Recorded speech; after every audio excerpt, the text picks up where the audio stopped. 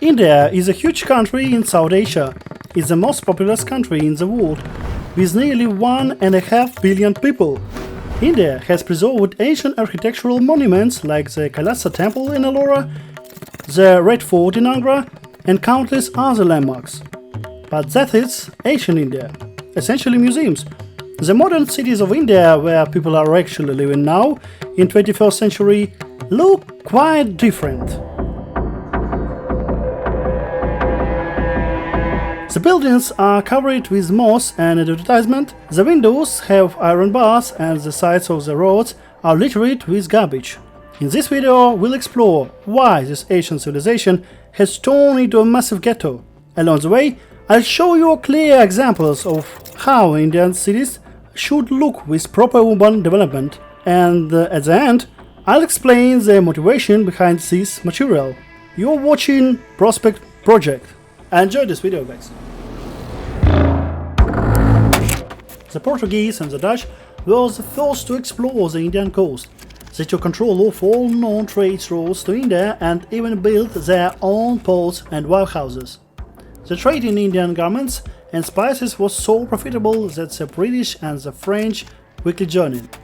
Initially, Europe's interest in India enriched the country and led to rapid economic growth, but soon this prosperity gave way to a complete decline, both economically and politically. In the year 1600, by order of the Queen, the East India Company was founded, pushing out Dutch, Portuguese and French merchants. This gave the British not only a trade monopoly but also control over the country's political life. By the mid-19th century, England controlled almost all of India, dividing it into three major presidencies. The wealthy local princes became subjects of the empire and had to pay huge taxes. The colonization by England had a severely negative impact on the Indian economy. The East India Company focused solely on exporting valuable goods, while the country was heavily taxed. This policy quickly turned India into a poor country, and poverty led to widespread disease among the local population. In Bengal alone, about 10 million people died of hunger in 1770.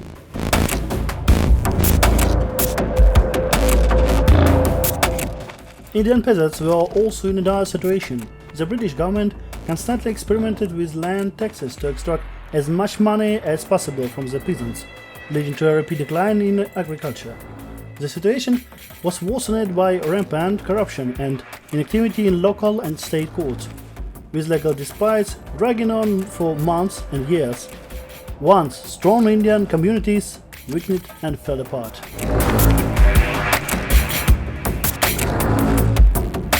India's first war for the abolition of the East India Company erupted in 1857 to 1859. This was the Sepoy Rebellion or the Indian Mutiny. The war against the colonizers was unsuccessful, but marked the first serious step towards India's liberation. India gained full independence only after World War II in 1947. But this historical overview doesn't really explain how the people of India live today. Here's an example of a decent building that could be easily renovated. The ground floor could be improved for business, proper windows installed, the facade cleaned and painted, and the makeshift bars removed, giving it a modern look. Or take another example. A nice authentic building that, if stripped of the ubiquitous billboards, painted and cleaned up, would fit well into the Indian aesthetic. India has shed its British influence, but what about the problem that still exists among its people today? The caste system in India divides society into different groups. The word caste comes from the Portuguese casta, meaning lineage, race. Also, the Indian Constitution of 1950 Declared caste equality, remnants of such social relations still persist in Indian society. It is very difficult for the poor in India to escape poverty due to the inability to get a proper education. About 1/3 of the country's population still cannot read or write. Caste membership is inherent, and moving from one caste to another is extremely difficult. Indian society is conservative, so traditions are not questioned. Luxury is only for the chosen ones. If someone is born into a servant family, they will likely end up working as a servant, no matter how intelligent they are. If born into a wealthy family, they will get high position even if they aren't particularly talented. The homes of the poor resembles human-sized cardboard boxes stand hazardly and covered with tattered fabrics. Entire neighborhoods in the largest cities are filled with such slums. People live without water or sewage system, and sanitary norms are not existent. They can only wash in the nearest river, which is often not clean. For example, the Vaigai River in Madurai. Here's how this area should look in the 21st century. Essentially, the archaic mindset in India prevents people from forming modern demands for urban environments and amenities. Locals accept the standard of living as it is.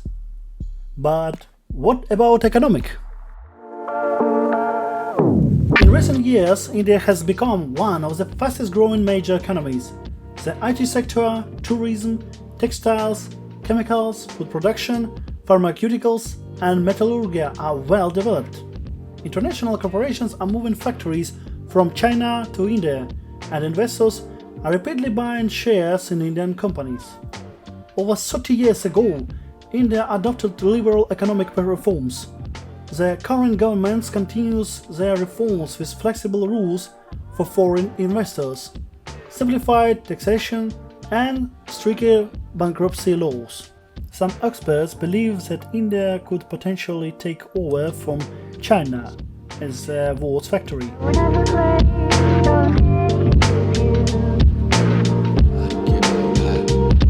India calls itself a democracy, so it doesn't fully meet Western democratic standards. However, it is more free than China, which is appreciated by corporations. But despite this, the quality of healthcare and education in the country leaves much to be desired, and Indian cities consistently rank among the most polluted in the world. India also has one of the lowest female participation rates in the labor market. According to the World Bank, women make up only about 20% of the active workforce, lower only in countries with a Muslim majority.